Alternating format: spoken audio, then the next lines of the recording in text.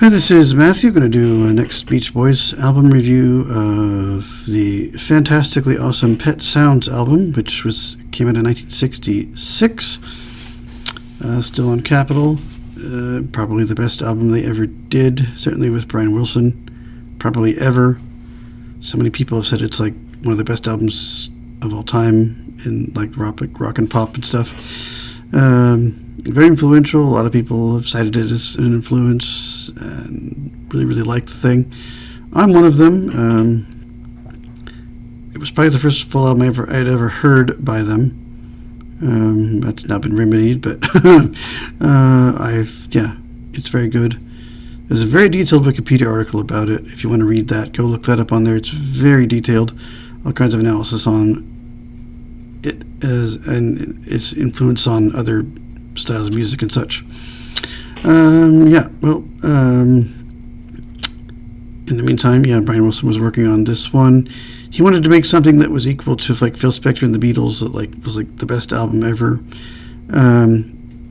Especially when he heard Rubber Soul, he really was like, I've got to make something really good. That we're not just surfer guys, Gotta have something that's worth people's listening to and be relevant and everything like that. So he worked on that. It was a very complicated album to make. Most of the time they used the Wrecking Crew guys for this album pretty much. Most of the time the other Beach Boys were touring. Brian Wilson was not. He worked with another guy as a song collaborator. More marijuana and actually LSD influences on some of most of the songs pretty much.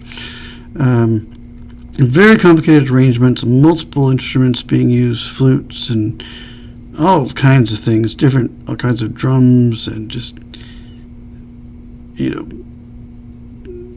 different textures of notes, all kinds of things. Took how many studios? At least 3 studios, if not more. Lots of overdubs, all kinds of things be recorded here and there and mixed to this other, sit here to another tape to be played back and remixed again, and all kinds of stuff going on. It was only ever in stereo, in mono originally. It wasn't duophonic, that fake stereo by Capitol. They did not do it. He's profoundly deaf in his right ear, so he couldn't always tell, but it was just such a logistical thing. And this is a year before Pepper came out for the Beatles. So he was doing all this stuff before they were starting to do it, but he was in like full gear. He'd already been doing it for like a year. So, obviously he didn't want to replicate their sound, but just as far as the complexity and all kinds of overdubs and vocal overdubs and having to use the Wrecking Crew because Beach Boys frankly just said, this is beyond our ability to play most of this, so we're gonna take it, disagreements on who liked it, who didn't, but everyone's saying they did like it. Lots of stuff going on. A very cool album.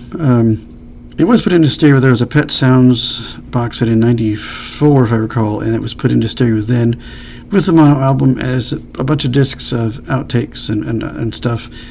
Good Vibrations was also done at this time. That did take 3 studios. It was a very demanding song for as short as it was. I've never heard a stereo version of it, only mono. It was left off the album. I don't know yet. Hopefully we'll see it come up on an album. But so far it has not. But hopefully it will. I know it's on some compilations and stuff going on, but it was not used here. They were kind of annoyed about that. That was going on. It's a very cool album. We'll go through it. We'll go through some people in it. There are also the first compilation albums that came out in this year and the next year. And I'm sorry for the rain, people. It's decided to rain and pour on the roof here, so as I record this, it's raining here on January 8th of 2025. It's deciding to rain outside. So you might hear it. It might be a little loud. I don't know. I can hear it. Hopefully the mic is not hitting it, but it's a little loud. But we'll go through it. There's some neat tracks on here. And in 2001, which was the version I have, it is the album in mono and stereo. There's a bonus track or 2 on it. which there are a few versions on Apple Music. There's that one. There's just, I think, the stereo mix by itself, and a 50th anniversary edition with all kinds of bonus tracks. There's instrumental tracks of everything. It's pretty cool. You might check that out too. You can get all the instrumental tracks of all the tracks. There's a bunch of live stuff on there of them playing it over the years. A lot of being later performances, because it was so hard to do this live back then. It's really the first album that you couldn't play live that was meant to be heard as an album. Obviously the Beatles were starting to do that, but this was really the first that most people noticed it. Mixed reviews here, did very well in the UK, partially because of Derek Taylor, who was the Beatles publicist, who then became the Beach Boys publicist over there. And I don't know if he did much over here or not, but some tie-ins there. The Beatles did hear this album, and Paul, I know for sure, has said that, like, because of it, Pepper started to form in his mind. So he was like, sorry I ripped you guys off, sorry about that. But yeah, so a lot of that going on, borrowing and people being influenced by it, for sure. We'll go pull that Wikipedia article really quick, though, and get to that tracks and everything. Side 1, we have The Amazing Wouldn't It Be Nice? Brian Wilson, Tony Asher it's Brian Wilson, Tony Asher, and Mike Love.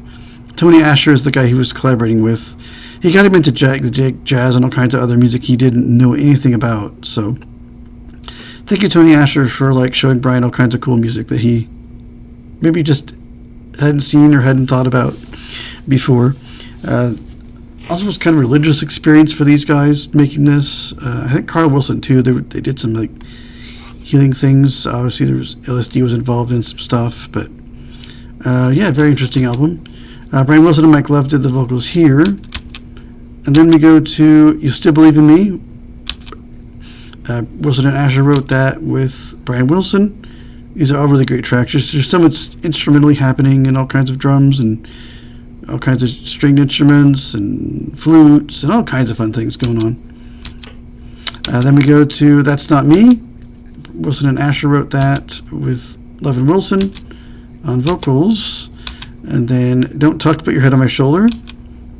Brian Wilson and Asher with Brian Wilson on vocals. "I'm Waiting for the Day."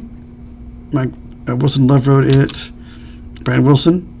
Of course, so much of this is Brian Wilson's work, and he apparently he basically did nothing but write and record and arrange and stuff besides eating and stuff. He was very trying on his with his wife Marilyn because of all this stuff happening and people not understanding what he was trying to do.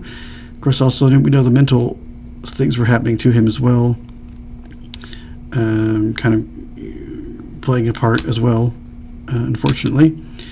Let's Go Away for a While with Brian Wilson wrote that. It's an instrumental. It's kind of cool. And then we have The Amazing Sloop John B. follows. Brian Wilson, it says traditional. I just think it was his song. I don't know.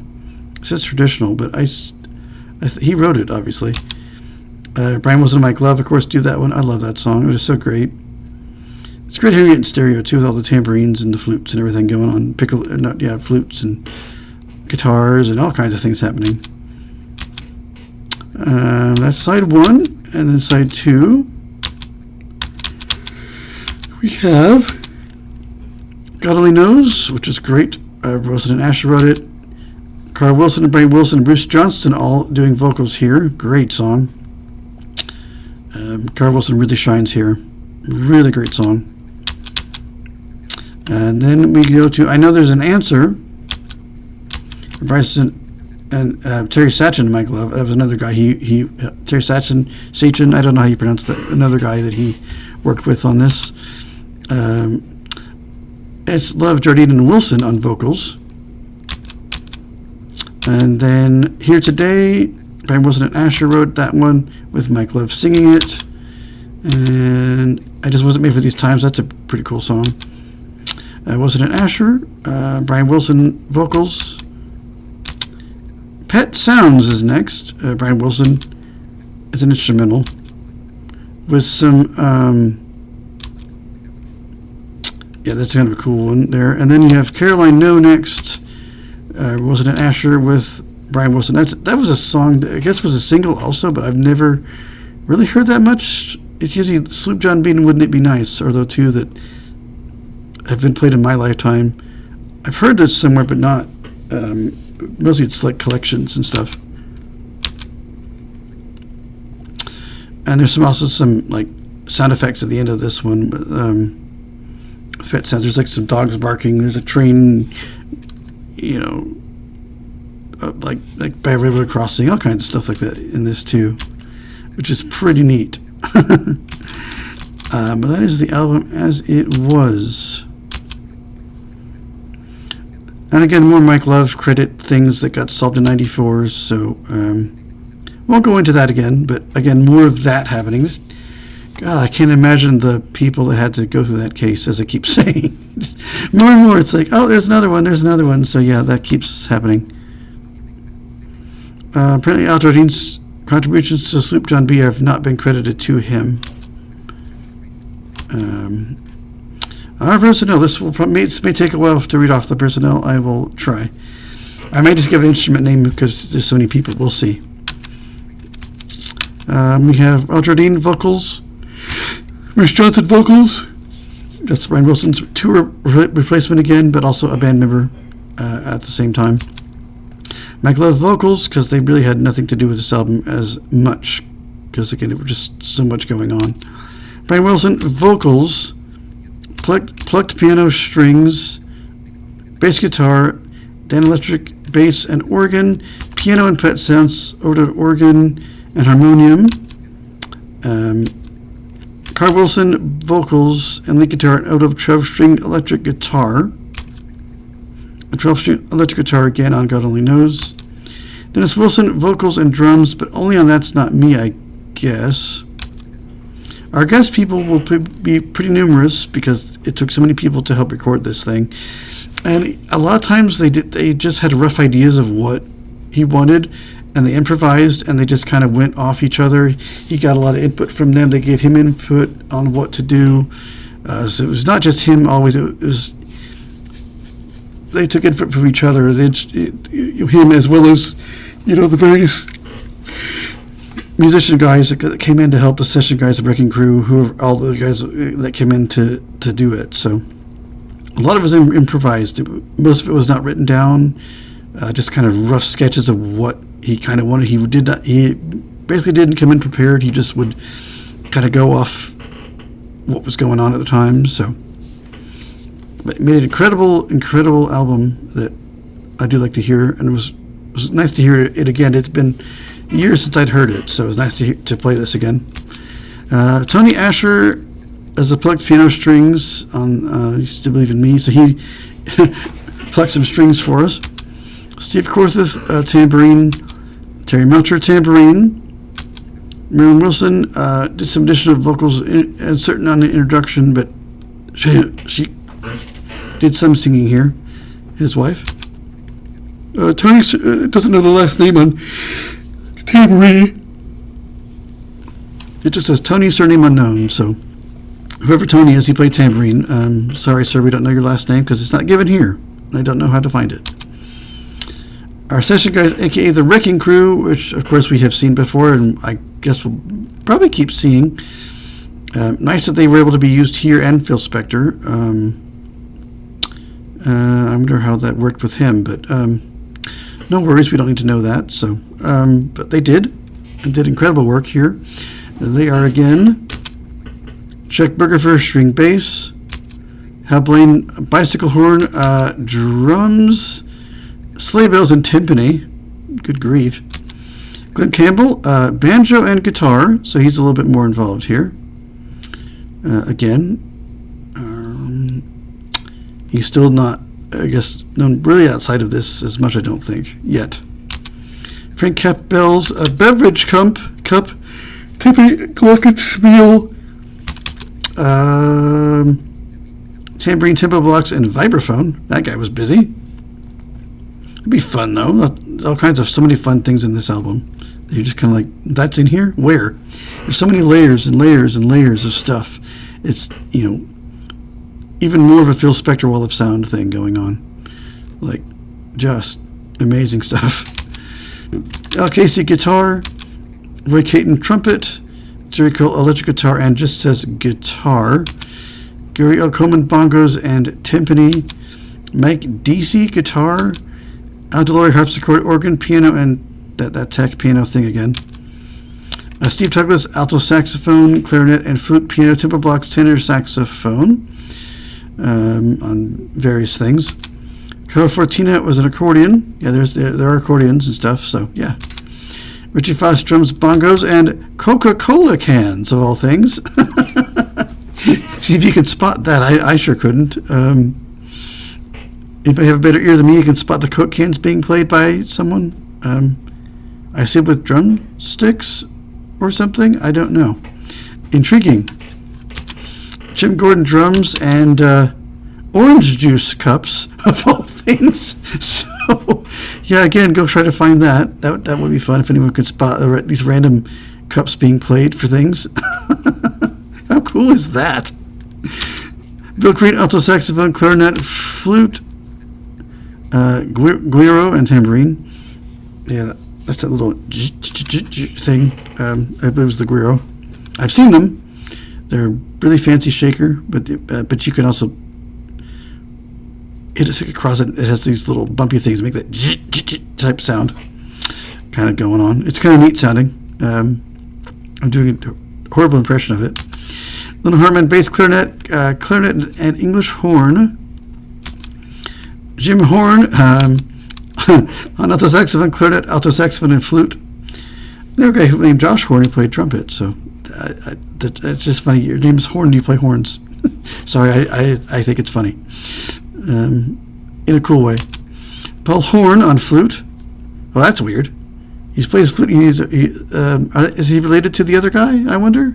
Are they related? Or are they just coincidence? But, yeah, his name's Horn. He plays a flute. Okay. Jules Jacob flute. Applause Johnson clarinet, guiro flute. Piccolo, tambourine, tenor saxophone. Yeah, there are piccolos even.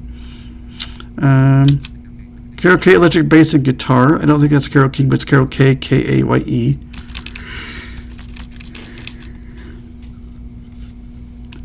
I assume it's a she. I don't know for certain, but there are guys named Carol as well, but it might be a woman. Barney Kessel guitar. Bobby Klein clarinet. Larry National harpsichord, organ, and tack piano again. Frank Morocco accordion. Gil Martin bass trombone. Ooh, that's fun. I've never seen one of those. I know of them. I've never played one. I played trombone. I just played the regular kind.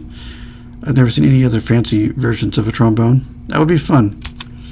Nick Martinez, maybe drums. Mike Melvoin, I think, harpsichord.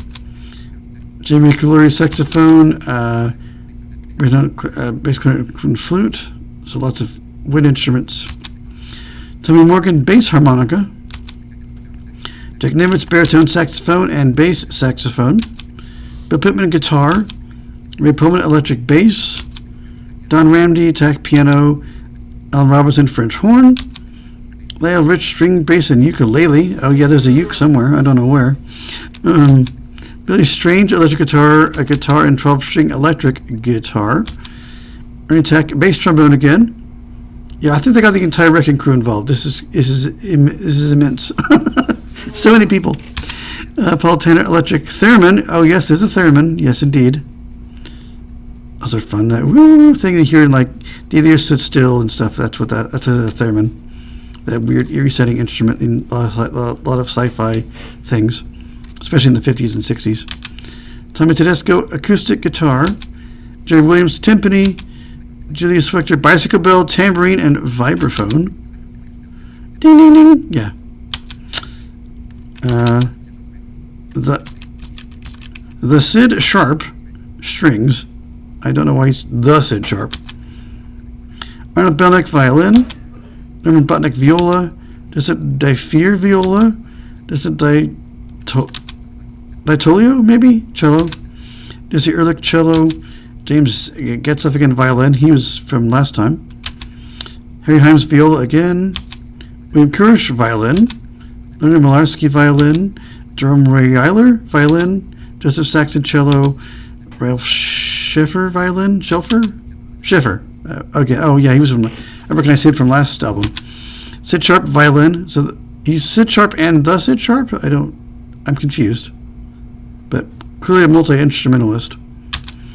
David Tolliger viola, Typerzelic violin, and that is the end of the amazing bunch of people that got on board to make this album. Good grief. So many people. That is amazing. Just the amount of people that played on this thing is just incredible. What a body of work they made. Our technical people, Bruce Botnick. Oh, just engineers were Bruce Botnick, Chuck Britz, as always, H. Bowen David, Larry Levine. Other engineers may have included Jerry Hoshman, Phil Kay, Jim Lockhart, and Ralph Valentine. They're not, I guess, credited, so we don't know. And that is it. Yeah, again, so many studios, so many bits and pieces going on for this thing. It's just incredible stuff. Go here. If you've never heard this, please go listen to it. I really highly recommend the stereo version, but if you want the original mono, definitely hear that too, so that you can compare it, because it was originally mixed in mono. So it's good to hear it in that, but I really like the stereo mix that was done in the late 90s. And I think probably surrounded in the more recent times. But yeah, there's that 50th anniversary edition also that you can stream on all the services. Especially if you want the instrumental stuff, yeah, go check that out. I have not yet. I might. There's a bunch of live stuff. There's the album mono and stereo also. I think probably some other outtakes and things that you might check out. I have not yet, but I looked at it, but I didn't take the time yet to kind of go through it. But I think there was a 40th too, but I don't see that one. I just see that one, the mono and stereo that I own, and then like just the album itself, which I think is just kind of maybe a remix of the stereo tracks. No mono, I don't believe on it. Yeah, but a little bit longer album, like 13 tracks instead of 12 or so. But in the meantime, Capitol decides to put out, because this took forever to make and blah blah blah, they need hits. They did put out, as Barbara Ann was put out without their consent.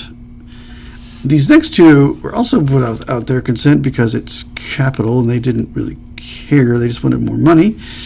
We have the Best of the Beach Boys, which again is just a compilation of things. I believe I have a vinyl copy of this, but I have not had the time to go through my boxes to find it, since I had to move a year or so back and have never unloaded all my stuff. There were a couple editions because mid-edition in the UK, they were finally starting to really kind of take hold in the UK, and so they would put new things out, but they would put old stuff out after that, and so it's a mess. Wikipedia does show them on the albums, but you might try to delve into that. I have not. I don't think the albums are different, because they don't show other track listings when I look at the albums each time. So I think they just put the same album out through EMI, through Capitol, which EMI is the Beatles label also. And Capitol is also the Beatles label here in the US. And I think it was in Canada too. So I assume the Beach Boys were also on Capitol there. I'm not positive. But I know Canada for the Beatles, they had a couple of ones that they put out, and then they just start putting out our albums. So I assume they're all interlinked, because yeah, I assume that's how that works. Capitol here in Canada, and then EMI there. Our edition had the following, which is the one I think I have. Side 1 had 7 USA, and then Catch a Wave, Surfer Girl, Little Deuce Coupe, In My Room, Little Honda, Yeah, go figure that one out. That's cool. I still like the Hondells better, but it's a nice track though. So I don't knock it one bit. And then our side 2 had Fun Fun Fun, The Warmth of the Sun, Louie Louie. Yeah, that's an interesting one to have taken on there, but they did. Kiss Me Baby, You're So Good to Me, and Wendy. Because I don't know that I might have volume 2 then. Lots of what I would call B-sides on the back of this. Very interesting way to do that.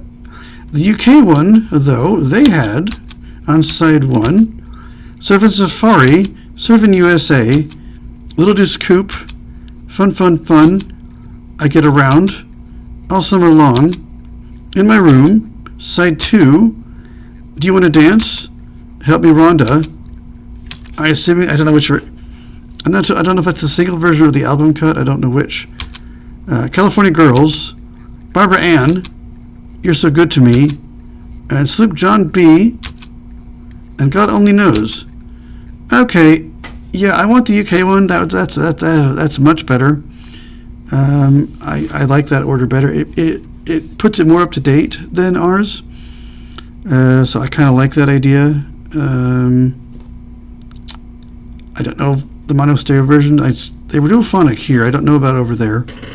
I must have volume 2 or some other version. I don't know what version I've got. I'll have to look.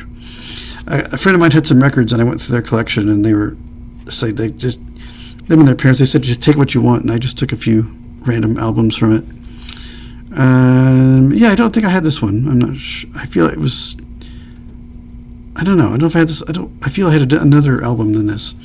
But then in '67, Brian Wilson was going to make a follow-up to Pet Sounds called Smile. He did not. And so they put volume 2 out instead. We'll get to that. There is some stuff coming up from that next, well, not quite next time, but 2 albums after that, they will come up. One for sure, I don't know if the other one is just a box set, it just stuck it in that order, but I'll look into that later. But we'll go to volume 2 and see what's on that one. We had on side 1 in the US, we have Barbara Ann, When I Grow Up to Be a Man, Long Tall Texan. I'm not sure if that's taken live or where they got that from. Probably one of those bonus track things that I can't get a hold of. Please Let Me Wonder, 409, Little Man Wild, side 2, Don't Worry Baby, Surfin' Safari, Little Saint Nick, oh, that's cool, California Girls, Help Me Rhonda, and then I Get Around. The duophonic version of ours had 2 mixes of stereo of Long Tall Texan, Don't Worry Baby, and Little Saint Nick. Everything else was duophonic. That's kind of what I remember them sounding like to me. That most of it was duophonic. I feel this may be the one that I don't know. I think I still maybe had the first one, but I would have to check. Oh, Please Wonder, Little Saint Nick don't appear on the tape version. That's weird. Why is that? There should be plenty of room.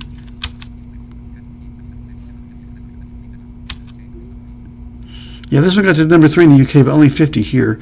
The UK version, it has 14 songs instead of 12. So this will be fun to look at. I really enjoyed the last album of theirs. So let's see what's on theirs. Instead of side 1, it says side A.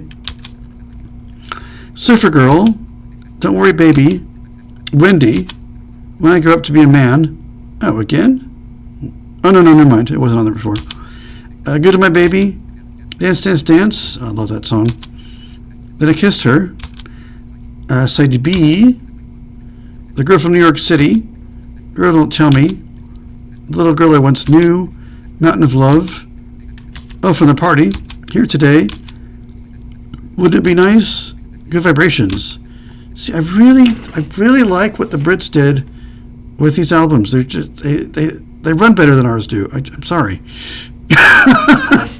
you get some more up to date things, but you have Good Vibrations, which we don't even have. No fair. 2 more songs than ours. Yeah, the Brits had a much better selection here. EMI was thinking better, but I don't know. Capitol's doing some weird stuff. I prefer the EMI versions on this one, I must say. I do like the way they were set up. But they're really trying to get people interested in the band at this point over there. So, I don't know. Interesting sets. Either way, it'd be fun to have both versions. Just because you get different stuff. And I think it would be quite a while. It's going to be quite a while before you can get anything else hit-wise. So, yeah, if I'd known there were 2 albums, I would have tried to have probably gotten them somehow, or asked for them, or something, or had people send them to me. I don't know what I would have done back then, but if I would have known there were 2 albums, and looking at these tracks, I would have been like, oh, I want the UK ones. I really do. They're good to have both. Both are out of print. You can't stream them, which is irritating, so I can't check them or anything, and to figure out what I've got compared to that. But yeah, they're out there, probably on YouTube. Somebody probably has converted them from their vinyls. You might be able to find both. I've not checked over there, but you can find anything on YouTube. So if you are wanting to hear them, you might check there for sure. Maybe some other places, but yeah, that's what these are. Next time, I'm pretty sure it will be Wild Honey next. So we're really getting out of anything that I know bits and pieces song-wise from this next era, but they don't play them on the radio much. Just like a song here and there, and that's it. So we're really getting to unknown territory. I've never heard anything from the Smile stuff that he never finished.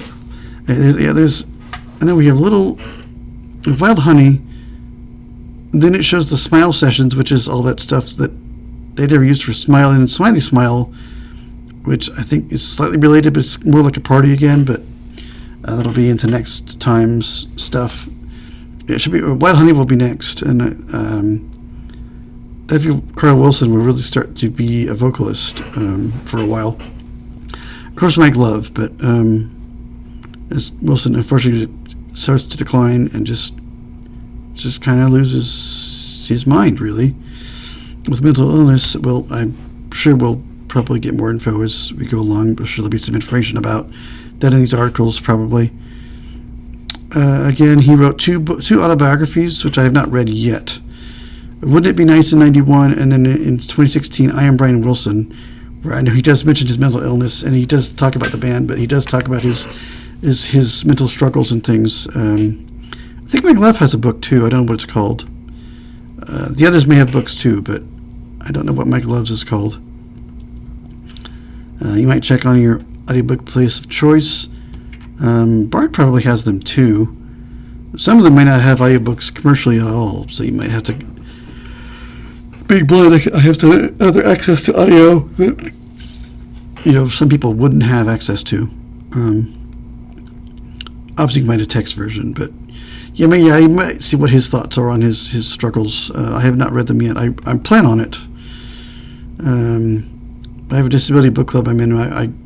I need to recommend those to the person who runs that because we draw every month. There's a bunch of books and numbers are randomly generated, and that's the book that gets picked the next sequence. So they're months ahead there, but they're planning. They just that way people know what to read, and I'm going to recommend these. And there's another book I think Brian Wilson had schizophrenia, and there's another book about another guy who did that. The Beautiful Mind guy, the mathematician, who I think also had the same illness.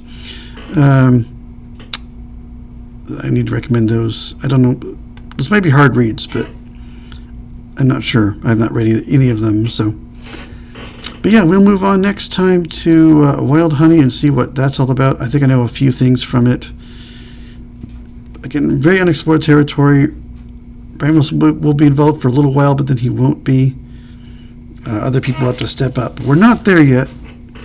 He's made such an album, such an incredible album that at the time got mixed reviews, but then since then has just been like, wow, this is like an amazing thing that he did, and that got credit under the band name too. So some people call it a Brian Wilson solo album. That's not very fair because the guys are involved, so that's not a fair thing to call it, I don't think.